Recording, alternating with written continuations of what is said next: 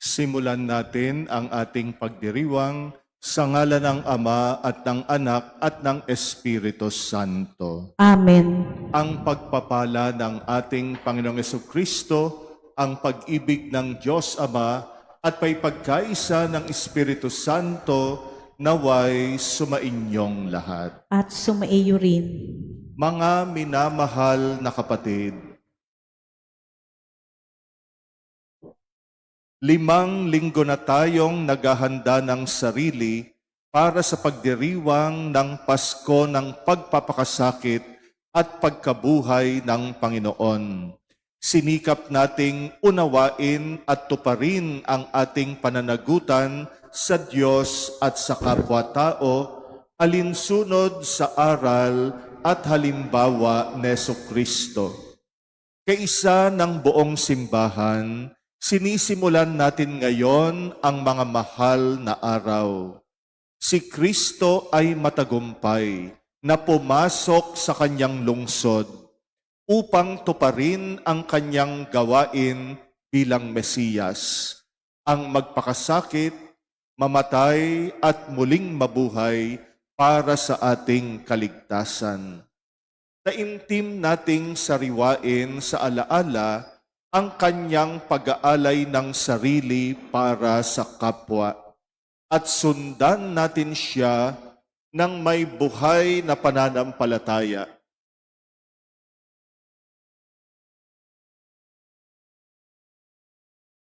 Kaisa niya sa pagdurusa sa krus, tayo nawa ay makahati niya sa kanyang pananaig sa kamatayan at sa kanyang bagong buhay. Manalangin tayo. Ama naming makapangyarihan, ang mga palaspas na ito ay iyong pagpalain at pabanalin upang sa masaya naming pagbubunyi sa Mesiyas na aming hari, siya'y aming masundan at sa pamagitan niya ay aming sapitin ang hindi magmamaliw na lungsod ng Jerusalem na kanyang pinaghaharian kasama mo at ng Espiritu Santo magpasawalang hanggan. Amen. Sumainyo ang Panginoon. At sumaiyo rin. Ang mabuting balita ng Panginoon ayon kay San Mateo. Papuri sa iyo, Panginoon. Malapit na sila sa Jerusalem. Pagdating nila sa Bethfage, sa bundok ng mga Olibo, pinauna ni Jesus ang 2 alagad. Sinabi niya sa kanila, "Pumunta kayo sa susunod na nayon. Makikita ninyo roon ang isang inahing asno na nakatali, kasama ang kanyang bisiro. Kalagin ninyo at dalhin dito. Kapag may sumita sa inyo, sabihin ninyong kailangan ng Panginoon, at hindi na kikibo iyon." Nangyari ito upang matupad ang sinabi ng propeta, "Sabihin ninyo sa lungsod ng Sion, masdan mo, dumarating ang iyong hari. Siya'y mapagpakumbaba, nakasakay sa isang asno, sa isang bisiro ng asno." Lumakad nga ang mga alagad at ginawa ang iniutos ni Jesus. Dinala nila ang inahing asno at ang bisiro. Isinapin nila sa likod ng mga ito ang kanilang balabal at sumakay si Jesus. Maraming naglatag ng kanilang balabal sa daan. Ang iba naman ay pumutol ng mga sanga ng kahoy at inilatag din sa daan. Nagsisigawan ang mga taong nauuna at sumusunod sa kanya. Mabuhay ang anak ni David! Pagpalain ang dumarating sa ngalan ng Panginoon, purihin ang Diyos. Pagpasok ni Jesus sa Jerusalem, nagulo ang buong lungsod. Sino kaya ito? Tanong nila. Si Jesus, ang propetang taga Nazaret, Galilea, sagot ng karamihan.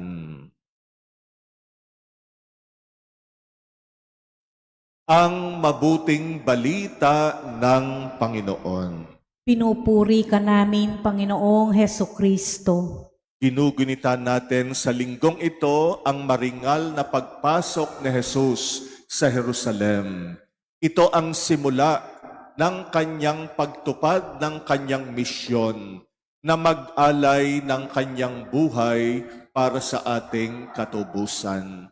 Ang pagpasok niya sa Jerusalem ay isang malaking desisyon na tuparin ang misyong ito kahit siya ay maghirap.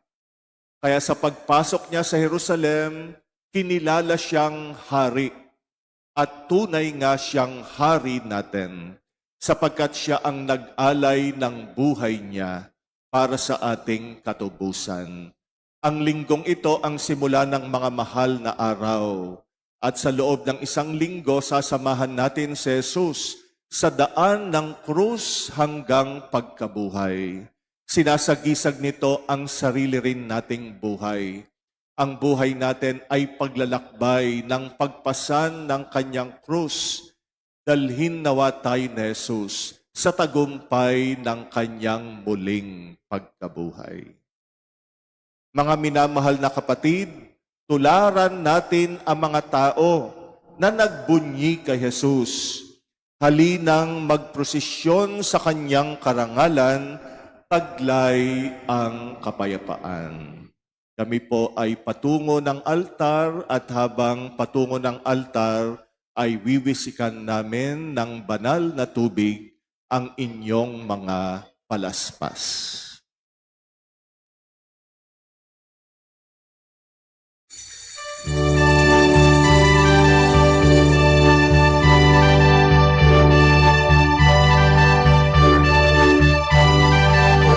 Nasana pinagin, Hari ng Israel, pinagpala ang naparito sa ngalan ng Panginoon. Hosana sa kalikasan, Hosana sa kalikasan, Hosana sa kalikasan.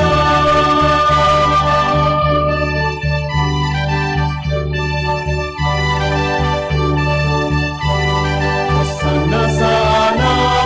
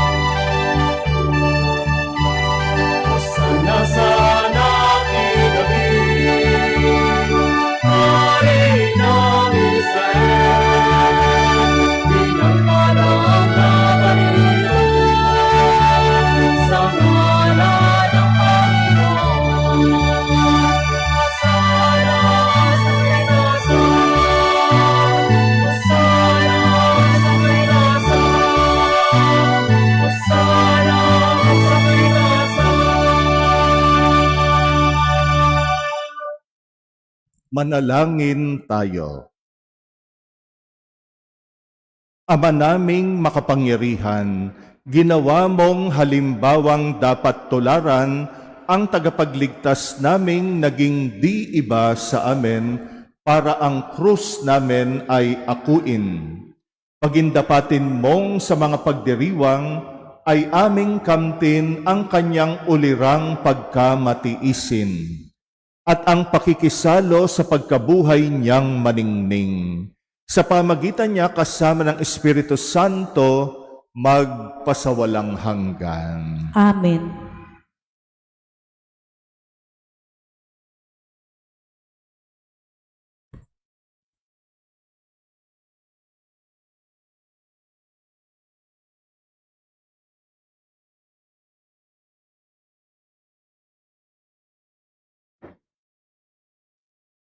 Pagbasa mula sa aklat ni Propeta Isaias. Ang makapangyarihang Panginoon ang nagturo sa akin nang sasabihin ko, para tulungan ang may hina. Tuwing umagay, kanyang binubuksan ang aking pandinig. Nananabik akong malaman kung ano ang ituturo niya sa akin. Binigyan niya ako ng pangunawa. Hindi ako nagimagsik ni tumalikod sa kanya. Hindi ako tumutol nang bugbugin nila ako.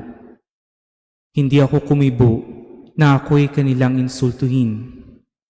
Pinabayaan ko silang bunutin ang buhok ko at balbas, gayon din ang lurhan nila ako sa mukha. Ang mga pangdudustang ginawa nila'y di ko pinapansin, pagkat ang makapangyarihang Panginoon ang tumutulong sa akin. Handa akong magtiis na sampaling parang bato, pagkat aking batid ng sarili ko'y di mapapahiya. Ang salita ng Diyos. Salamat sa Diyos. Diyos ko, bakit naman ako yung pinabayaan? Diyos ko, bakit naman ako'y iyong pinabayaan? Bawat taong makakita ay umiiling, nanunukso, palibak na nagtatawa at sinasabi ang ganito. Nagtiwala siya sa Diyos, ngunit hindi siya pansin. Kung talagang minamahal, bakit hindi intindihin? Diyos ko, bakit naman ako'y iyong pinabayaan? May pangkat ng mga buhong na sa akin pumaligid, para akong nasa gitna niyong asong mababangis. Mga kamay ko at paay butas sa pakong matulis. Ang buto ng katawan ko ay mabibilang sa masid. Diyos ko, bakit naman ako'y iyong pinabayaan? Pinaghati-hati nila ang damit ko sa katawan. Ang hinubad na tunikay dinaan sa sapalaran. Huwag mo akong ulilahin, huwag talikdan, Panginoon. O aking tagapagligtas, bilisan mo ang pagtulong. Diyos ko, bakit naman ako'y iyong pinabayaan? Ang lahat ng ginawa mo'y ihayag ko sa lahat. Sa gitna ng kapulungay, pupurihin kitang ganap. Purihin ng Panginoon ng lahat ng kanyang lingkod. Siya'y inyong dakilain, kayong angkan ni Jacob. Ikaw bayan ng Israel, ay sumamba at maglingkod. Diyos ko, bakit naman ako'y iyong pinabayaan?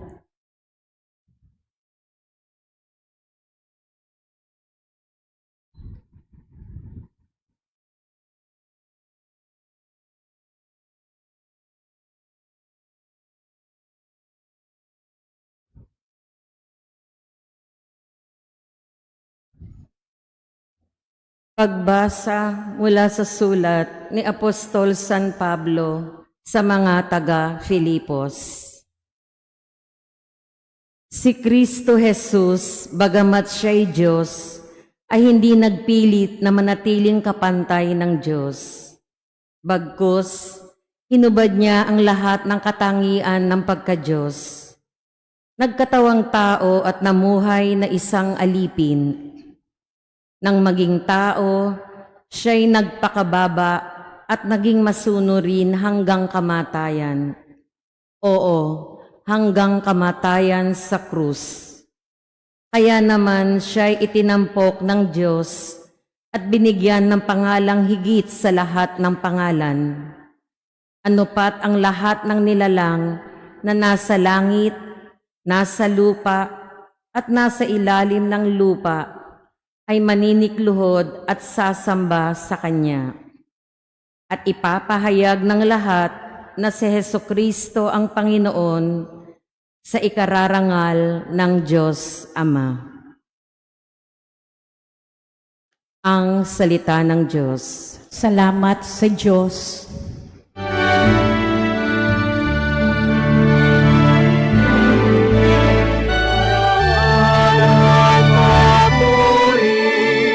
Sa iyo, O Kristo, tagapagligtas ng sanlibutan.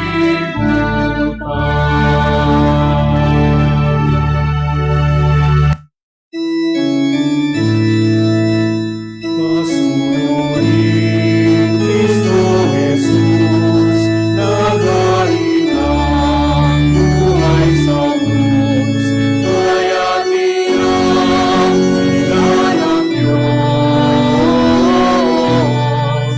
Binigyan ng anak tampok sa langit at sa sinuong.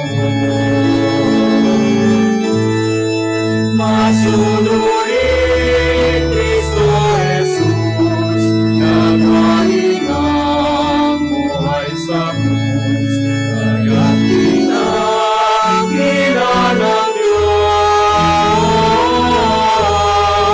Binigyan ng anak tampok sa langit at sa sinuong.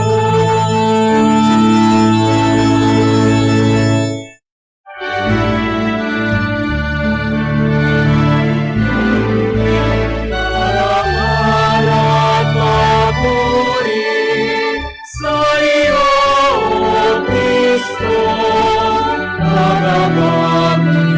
tagapagligtas ng sanlibutan.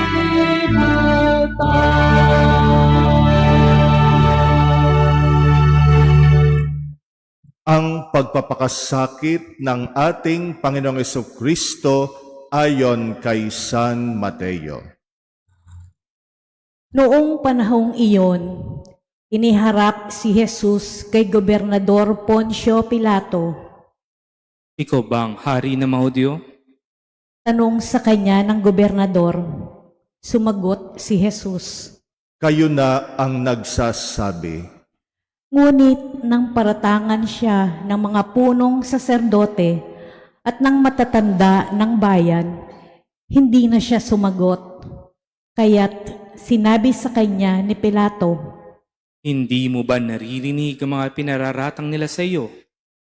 ngunit hindi sumagot si Jesus gaputok man, kaya't nagtaka ang gobernador.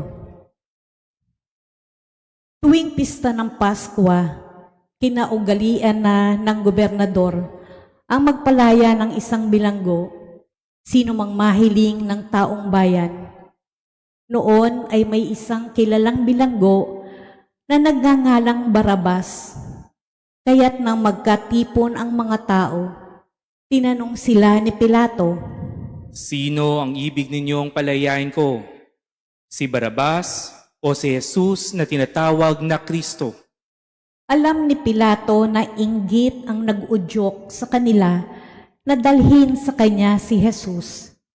Hindi lamang iyan, samantalang siya'y nakaluklok sa hukuman, nagpasabi sa kanya ang kanyang asawa, Huwag kang makialam sa taong iyan na walang kasalanan, sapagkat kagabi pinahirapan ako ng aking panaginip tungkol sa kanya. ang mga tao na may sinulsulan ng mga punong saserdote at ng matatanda ng bayan, na hilingin kay Pilato na si Barabas ang palayain at si Jesus ay ipapatay. Muli silang tinanong ng gobernador.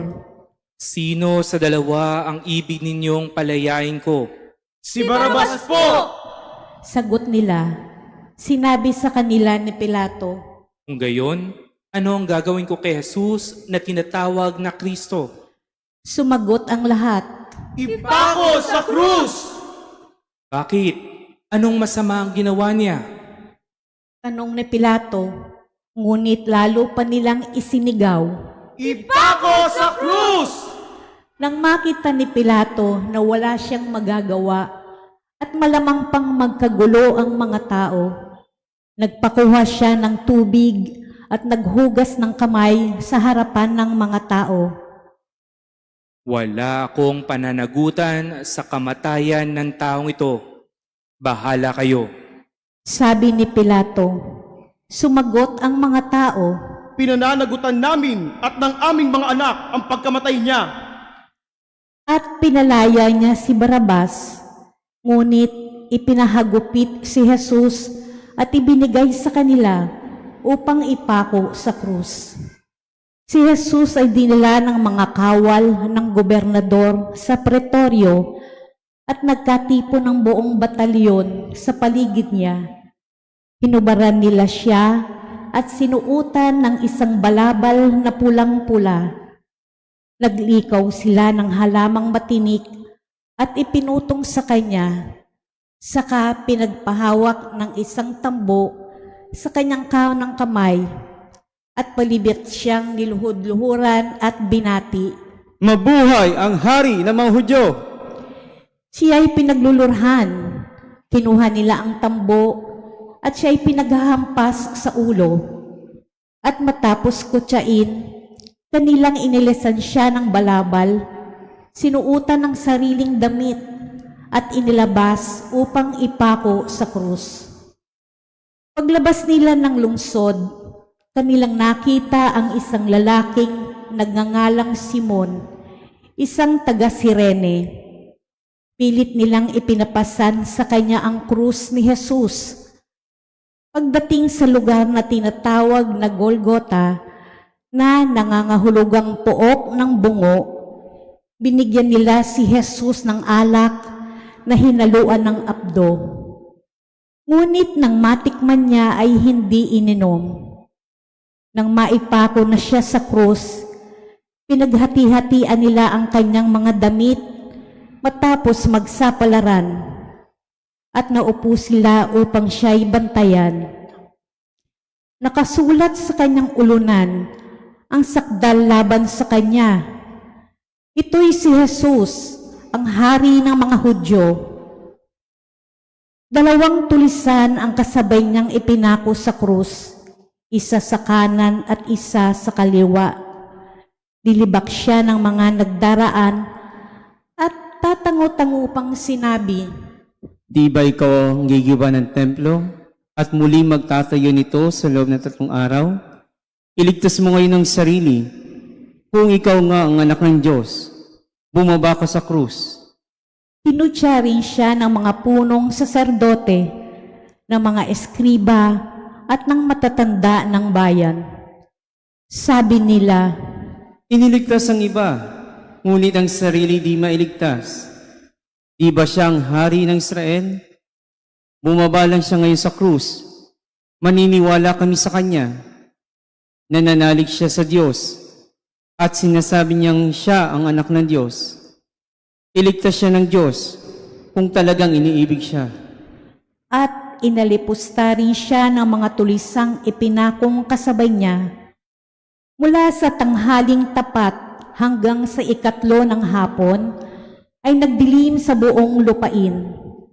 Nang mag-iikatlo ng hapon, sumigaw si Jesus, Eli, Eli, lama sabachthani. ibig sabihin, Diyos ko, bakit mo ako pinabayaan? Narinig ito ng ilan sa mga nakatayo roon at sinabi nila, Tinatawag niya si Elias! agad tumakbo ang isa sa kanila at kumuha ng espongha, tinigmak ng maasim na alak, inilagay sa dulo ng isang tambo at ipinasipsip kay Jesus. Ngunit sinabi naman ng iba, Hintay muna, tignan natin kung darating si Elias upang iligtas siya. muling sumigaw si Jesus at nalagutan ng hininga. Sandali tayong lumuhod at pagnilayan ng kamatayan ng Panginoon.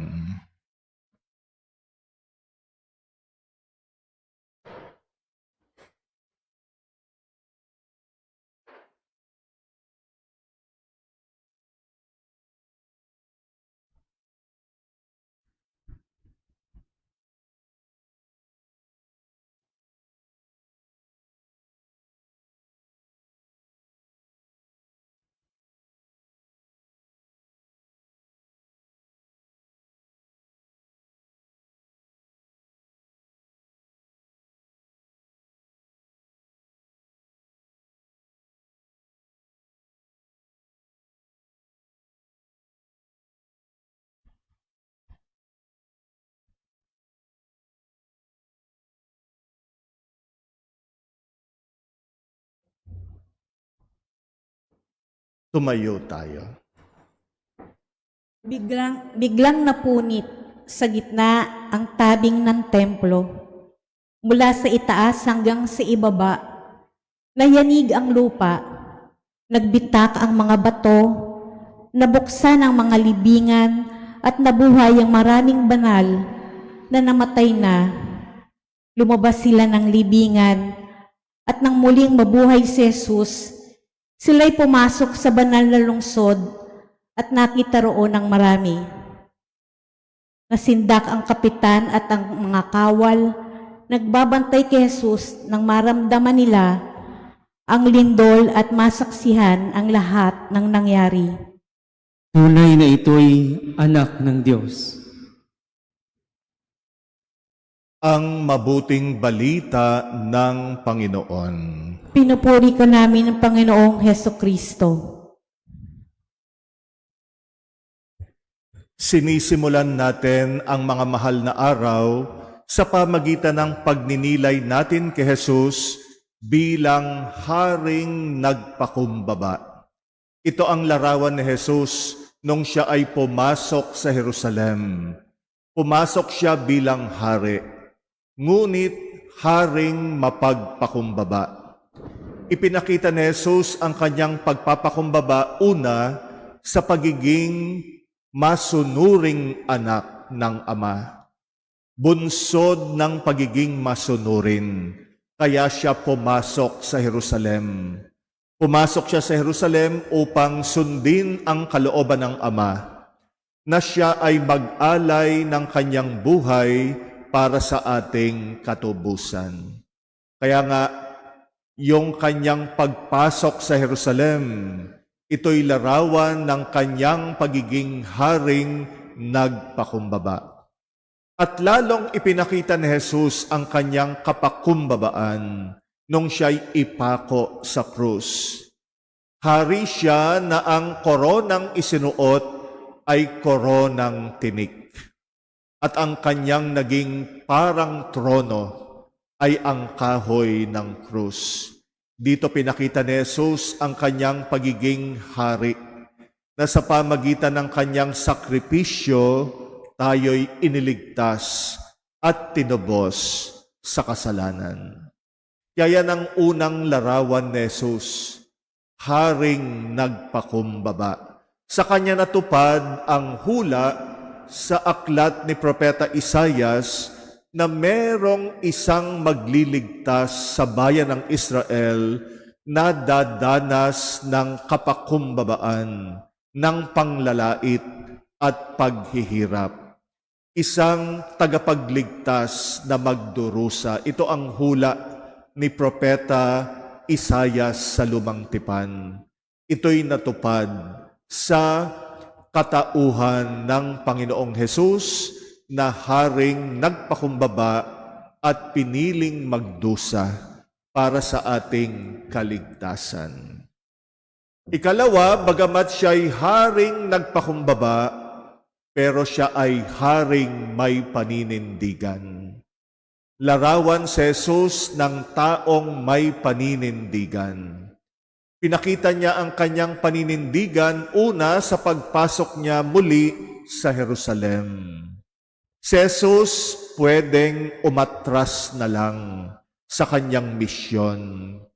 Pwedeng umuwi na lang siya sa Nazareth at wag nang pumasok sa Jerusalem. Pwedeng nagkaroon na lang siya ng pribadong buhay. Pwedeng nag-asawa siya at nagpamilya at mamuhay ng tahimik, malayo sa misyon na ibinigay sa kanya ng kanyang ama. Pwedeng ginawa yan ni Jesus, pero hindi. Pinanindigan niya yung kanyang misyon. Hindi niya tinalikuran ang Jerusalem. Kaya nung siya'y pumapasok sa Jerusalem, larawan ni Jesus ng katapangan. Jesus na merong desisyon. Ito rin ay malaking hamon sa atin, sapagkat alam natin sa buhay natin, gumagawa tayo ng mga malalaki at mga importanteng desisyon. Para magkaroon ng direksyon ang buhay natin, tayo rin hinahamon ng Panginoon magkaroon ng mga makabuluhang desisyon. Yung mga hamon sa buhay natin, hinahamon tayo gumawa ng mga desisyong may paninindigan. Kaya nga, modelo natin ang Panginoon na haring merong paninindigan at merong desisyon. Ikalawa, pinakita ni Jesus yung kanyang paninindigan sa pamagitan ng pagiging handa sa sakripisyo na kakambal ng kanyang desisyon. Alam niya ang desisyon niyang pumasok sa Jerusalem bilang hari at Mesiyas ay nangangahulugan na magsasakripisyo siya. Hindi niya inatrasan ang krus.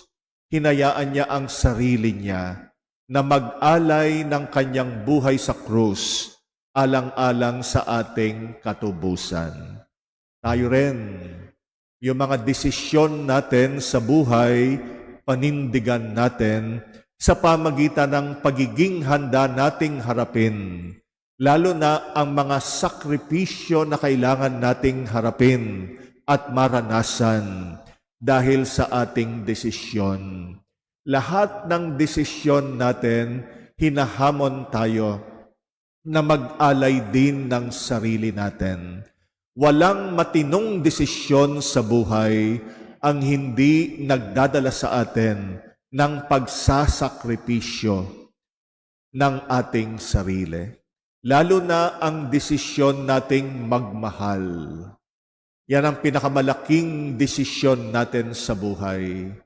Yung mga tungkulin, mga responsibilidad natin sa buhay na niyakap natin, yan ay mga desisyon ng pag-ibig. At alam natin, ang desisyon na ito ng pag-ibig, hinahamon tayo na panindigan ang mga desisyon na ito sa pamagitan ng pagiging handa na magsakripisyo alang-alang sa desisyon nating magmahal. Kaya ito ang Jesus na ating pagninilayan buong isang linggo. Sinisimulan natin ang mga mahal na araw sa pagninilay kay Jesus bilang haring nagpakumbaba at haring nagkaroon ng paninindigan sa pamagitan ng kanyang pagiging masunurin at pagiging handang magsakripisyo. Samahan nawa tayo ni Jesus sa araw-araw nating buhay. Tayo ay nagdadaan ng krus kapag mga mahal na araw. Itong daan ng krus, kung tutuusin, ay buhay natin. Ang buhay natin ay buhay ng daan ng krus. Daan ng pag-ibig. Daan ng paninindigan. Matagpuan nawa natin ang ating sarili bilang mga anak ng Diyos na may desisyon at paninindigan. Anong desisyon ang ginawa mo sa buhay mo? At paano mo ito pinaninindigan, kahit ibig sabihin, magsakripisyo ka. Nawa si Jesus na nagdusa alang-alang sa kanyang pagtupad ng kalooban ng Diyos ang magbigay sa atin ng kalakasan.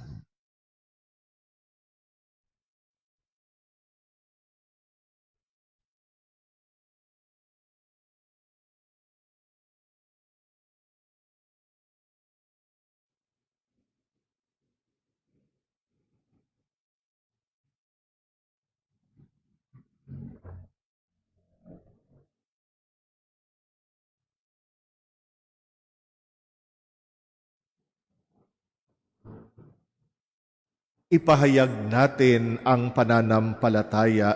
Sumasampalataya ako sa Diyos amang makapangyarihan sa lahat, na may gawa ng langit at lupa. Sumasampalataya ako kay Jesucristo, iisang anak ng Diyos, Panginoon nating lahat.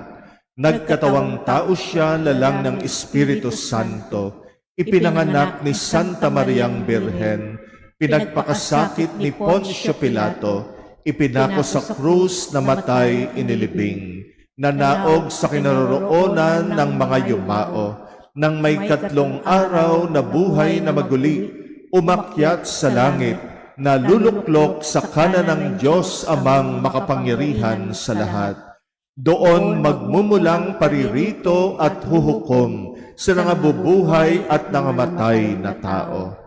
Sumasampalataya naman ako sa Diyos Espiritu Santo, sa banal na simbahang Katolika, sa kasamahan ng mga banal, sa kapatawaran ng mga kasalanan, sa pagkabuhay na muli ng nangamatay na tao, at sa buhay na walang hanggan. Amen. Mga kapatid, buong kababaang loob nating itaas sa ating Ama sa Langit ang ating mga panalangin. At alang-alang sa pagpapakasakin at kamatayan ni Jesus, manalig tayong diringgin niya ang ating panalangin. Ating dasalin, Panginoon, sa iyong awa, dinggin mo kami. Panginoon, sa iyong awa, dinggin mo kami. Para sa sambayan ng Kristiyano, upang ang mga palaspas ay maging tanda ng pagsunod ng bawat isa sa halimbawa ni Kristo na nag-alay ng sarili sa krus, upang matutunan ng bawat isa na mag-alay ng kanilang oras, kakayanan at yaman sa Diyos at sa kapwa. Manalangin tayo sa Panginoon. Panginoon, sa iyong awa, dinggin mo kami.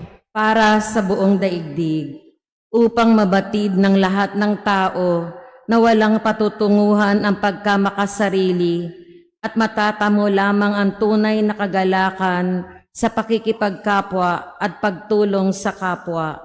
Manalangin tayo sa Panginoon. Panginoon, sa iyong awa, dinggin mo kami. Para sa mga may sakit, naghihirap at naghihingalo, upang ang pagpapakasakit at pagbuhos ng dugo ni Kristo ang maghatid sa kanila ng paghilom, kapayapaan at bagong lakas. Manalangin tayo sa Panginoon. Panginoon, sa iyong awa, dinggin mo kami. Para sa ating pamayanan, upang piliin nating lumakad kasama ni Kristo, manatiling kasama niya sa panalangin, tumayo sa paanan ng krus, upang sa huli ay makasalo tayo sa kagalakan at kaligtasan ng muling pagkabuhay. Manalangin tayo sa Panginoon. Panginoon, sa iyong awa, dinggin mo kami. Para sa mga yumao, makasapit nawa sila sa bagong Jerusalem sa pamamagitan ng pag-aalay ng Panginoon. Manalangin tayo sa Panginoon. Panginoon, sa iyong awa, dinggin mo kami. Patuloy nating ipanalangin na naway matapos na ang gulo sa gitnang silangan at nawa ang krisis na dinaranas ngayon ng buong mundo ay wag nang lumala, lalo na sa ating bayan na marami na ang naghihirap. Ipagdasal natin ang mga humihiling ng ating panalangin, lalo ang mga nagkakasakit at may mabibigat na pagsubok sa buhay. Ipagdasal natin ang mga nagpapamisa nating mga kapatid sa ating pagdiriwang ngayong gabi. Buong tiwala rin nating ipanalangin ang kanya-kanya nating personal na kahilingan.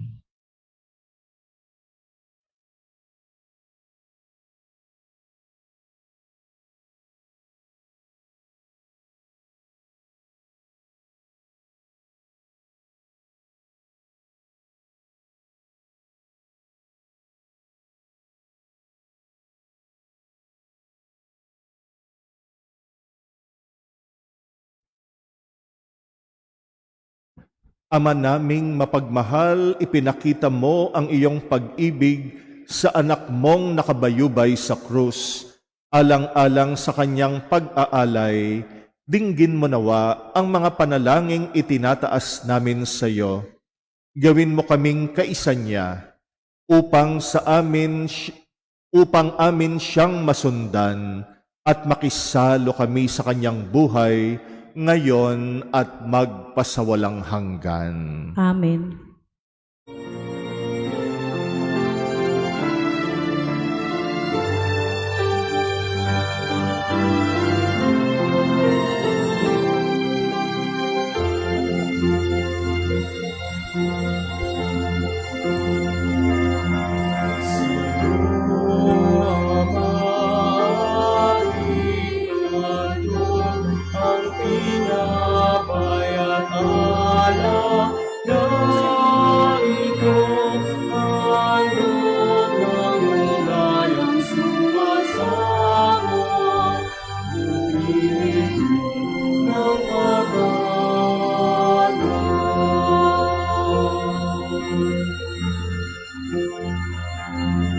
Sa pagsunod sa utos mo,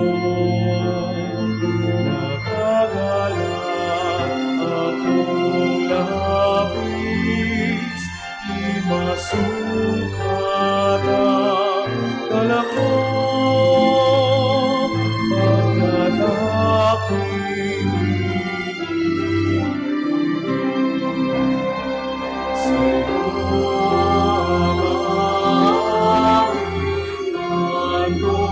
Ang tinapay at alak na ito, handog ng yumayang sumasama, umiinig ng pangalan mo.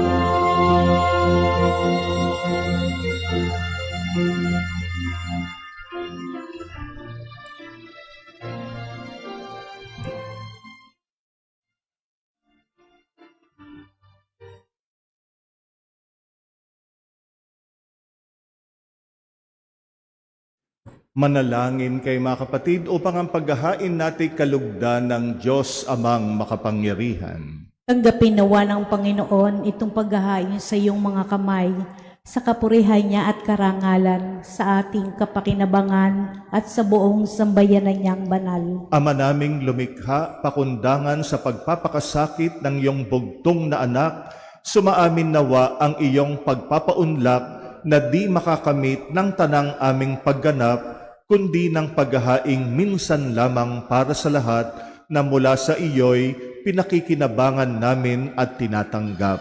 Sa pamagitan ni Jesucristo kasama ng Espiritu Santo, magpasawalang hanggan. Amen. Sumainyo ang Panginoon. At sumaiyo rin. Itaas sa Diyos ang inyong puso at diwa. Itinaas na namin sa Panginoon. Pasalamatan natin ang Panginoong ating Diyos. Marapat na siya ay pasalamatan. Ama naming makapangyarihan, tunay ngang marapat na ikay aming pasalamatan sa pamagitan ni Jesucristong aming Panginoon. Wala siyang kasalanan, ngunit inaring salarin.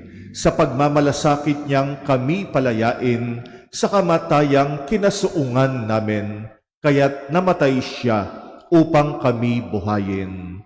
Kaya kaisa ng mga anghel na nagsisiawit ng papuri sa iyo, nang walang humpay sa kalangitan kami nagbubunyi sa iyong kadakilaan.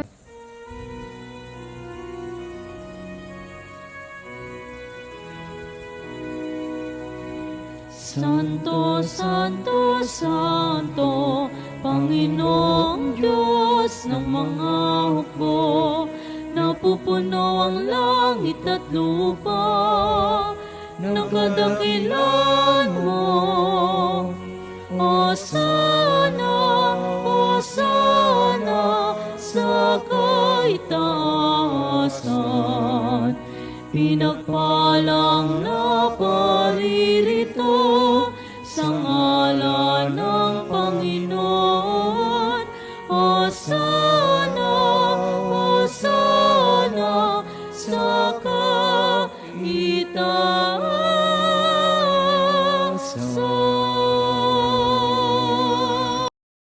Ama naming banal, ikaw ang bukal ng tanang kabanalan, kaya't sa pamagitan ng iyong Espiritu gawin mong banal ang mga kaloob na ito upang para sa amin maging katawan at dugo ng aming Panginoong Heso Kristo. Bago niya pinagtiis ang kusang loob na maging handog, hinawakan niya ang tinapay, pinasalamatan kanya, pinaghati-hati niya yon, iniabot sa kanyang mga alagad at sinabi, "Tanggapin ninyong lahat ito at kanin. Ito ang aking katawan na iyahandog para sa inyo."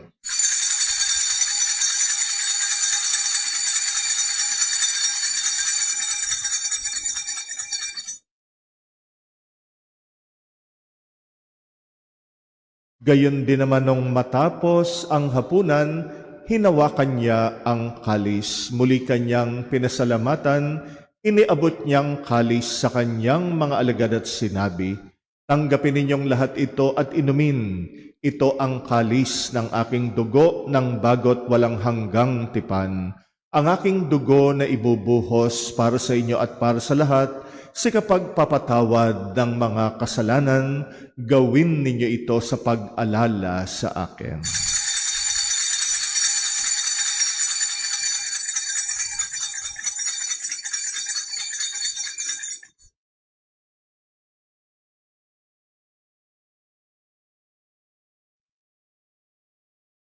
Ang misteryo ng pananampalataya. Kamatayan mo, Panginoon, aming pinahayag. Pagmuli mo pagkabuhay at ipinag-iwan hanggang sa iyong pagbabalik. Ama, ginagawa namin ngayon ang pag-alala sa pagkamatay at muling pagkabuhay ng iyong anak, kaya't inaalay namin sa iyong tinapay na nagbibigay buhay at ang kalis na nagkakaloob ng kaligtasan. Kami nagpapasalamat dahil kami yung minarapat na tumayo sa harap mo para maglingkod sa iyo. Isinasamo namin kaming magsasalo-salo sa katawan at dugo ni Kristo ay mabuklod sa pagkakaisa sa pamagitan ng Espiritu Santo. Amalingapin mo ang iyong simbahang laganap sa buong daigdig. Puspusin mo kami sa pag-ibig kaysa ni Leon na aming Papa at ni Jose na aming Obispo at ng Tanang Kaparian. Alalahanin mo rin na mga kapatid naming nahimlay na may pag-asang sila'y muling mabubuhay. Gayon din ang lahat ng mga pumanaw. Kaawaan mo sila't patuloyin sa iyong kaliwanagan. Kaawaan mo at pagindapatin kaming lahat makasalo sa iyong buhay na walang wakas. Kaysa ng mahal na Birheng Maria na Ina ng Diyos, ng kabiyak ng puso niyang si San Jose, kaysa ng mga apostol at ang lahat ng mga banal na namuhay dito sa daigdig ng kalugod-lugod sa iyo, may pagdiwang nawa namin ang pagpupuri sa ikararangal mo sa pamagitan ng iyong anak, na aming Panginoong Heso Kristo. Sa pamamagitan ni Kristo, kasama niya at sa Kanya, ang lahat ng parangal at papuri ay sa Diyos Amang makapangyarihan, kasama ng Espiritu Santo, magpasawalang hanggan.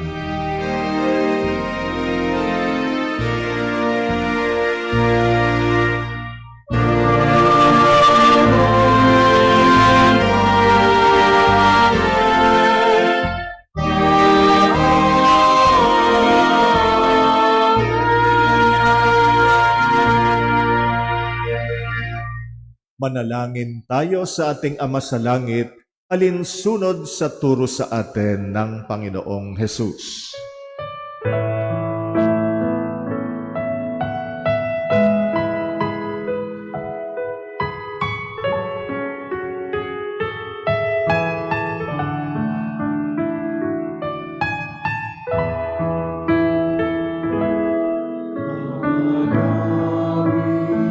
Sumasalang ka, sambahin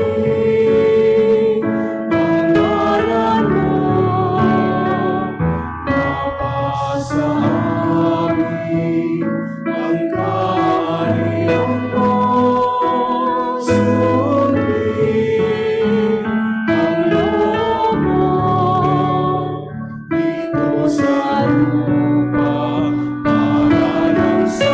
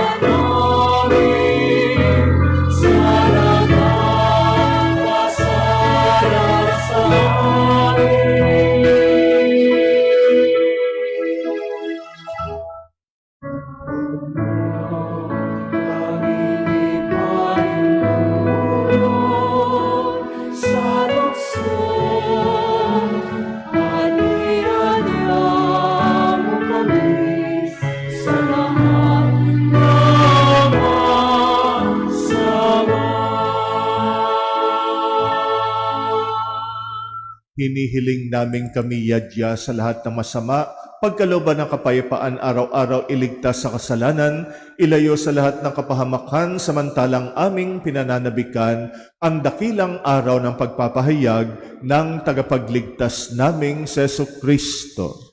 Sapagkat iyo ang kaharian at ang kapangyarihan at ang kapurihan magpakailanman. Amen. Panginoong Heso Kristo, sinabi mo sa iyong mga apostol, kapayapaan ang iniiwan ko sa inyo, ang aking kapayapaan ang binibigay ko sa inyo.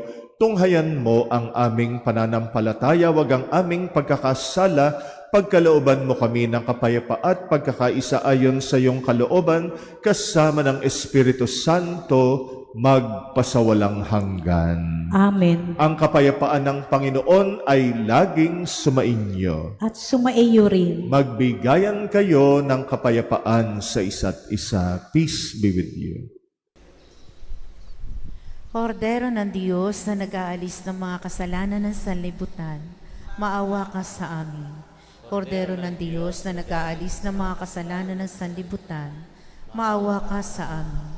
Kordero ng Diyos na nag-aalis ng mga kasalanan ng sanlibutan, ipagkaloob sa amin ang kapayapaan.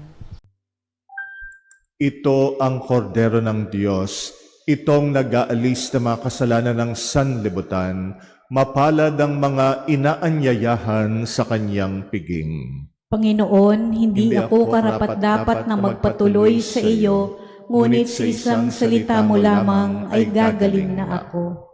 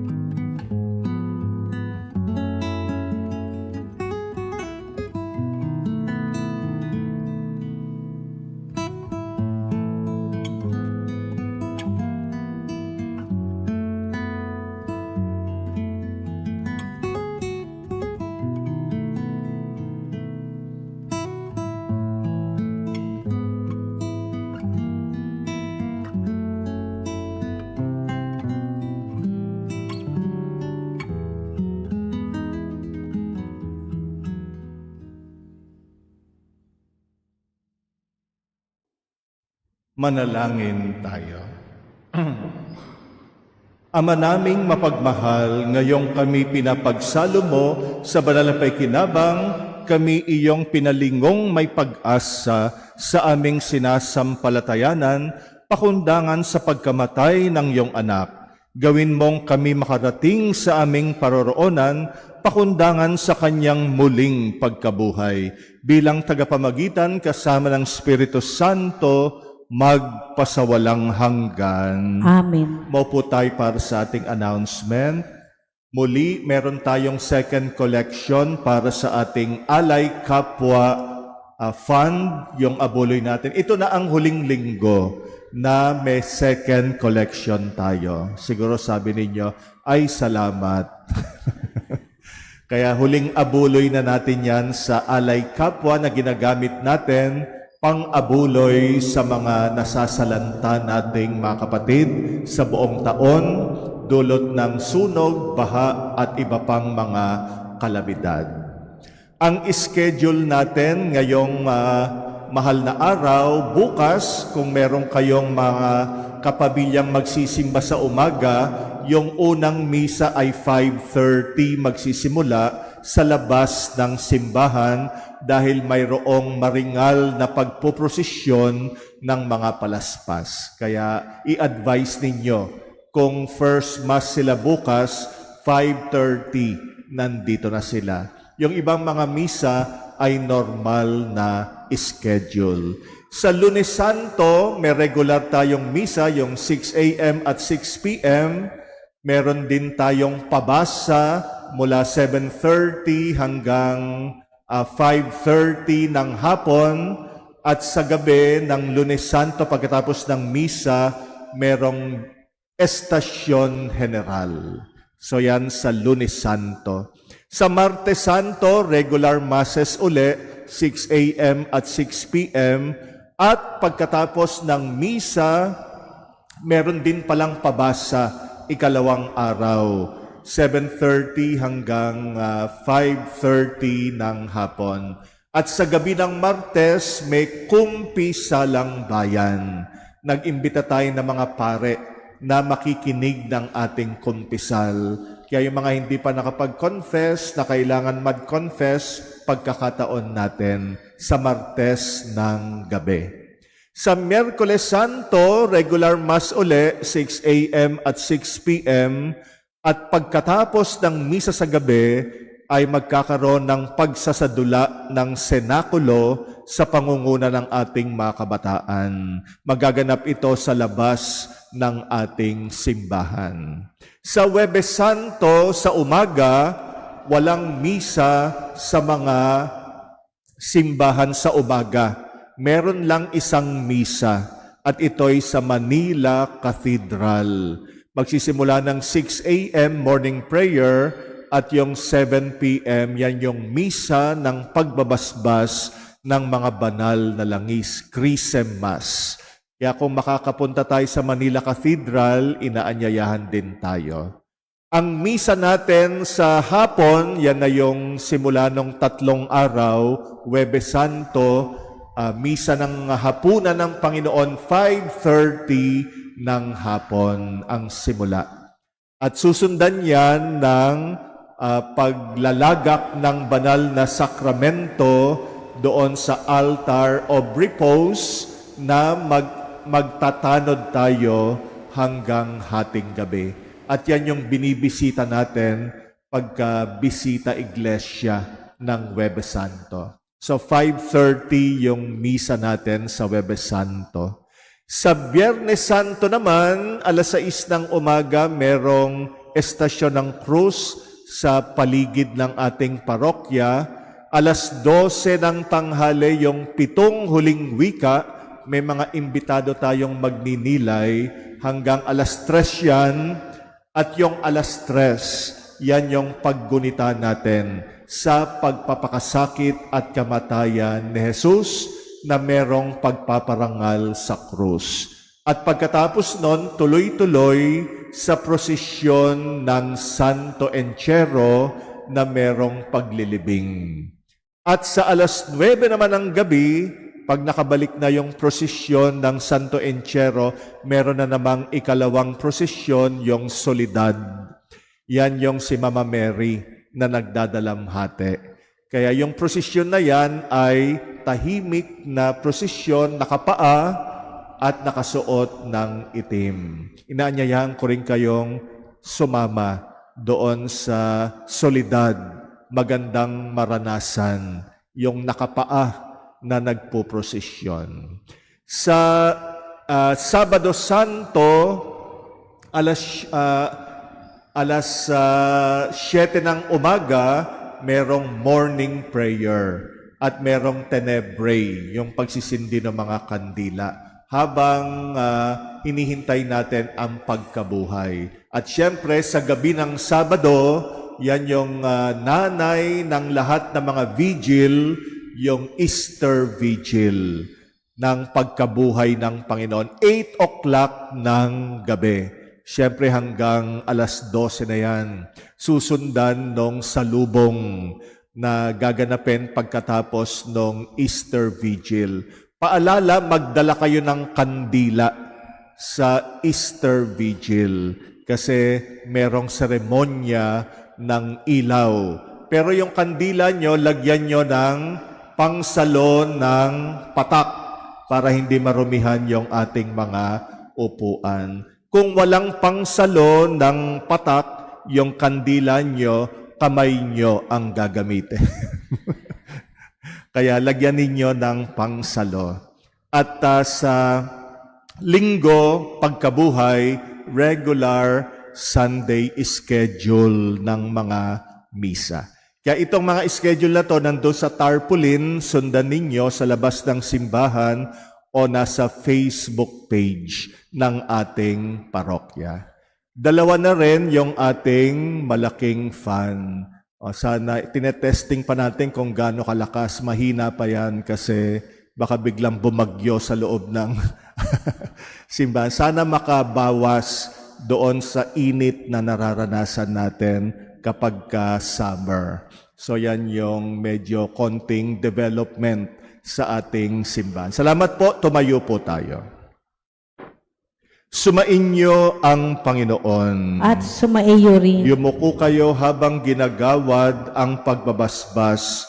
Ang Diyos amang maawain na nagkaloob sa inyo ng anak niyang nagpakasakit bilang huwara ng pag-ibig ay siya nawang magbasbas sa inyong lahat, pakundangan sa paglilingkod ninyo sa Kanya at sa kapwa ngayon at magpasawalang hanggan. Amen. Pakundangan sa Kanyang kamatayan upang kayo'y huwag dumanas ng walang katapusang pagkamatay, makamtanawa ninyo ang buhay na walang hanggan. Amen. Pakundangan sa pagpapakumbaba niya para sa inyong kapakanan, kayo naway makasalo sa Kanyang muling pagkabuhay ngayon at magpasawalang hanggan. Amen. Pagpalain kayo na makapangyarihang Diyos, Ama at Anak at Espiritu Santo. Amen. Tapos na ang ating misa, humayo kayong taglay ang kapayapaan upang ang Panginoon ay mahalin at paglingkuran. Salamat sa Diyos.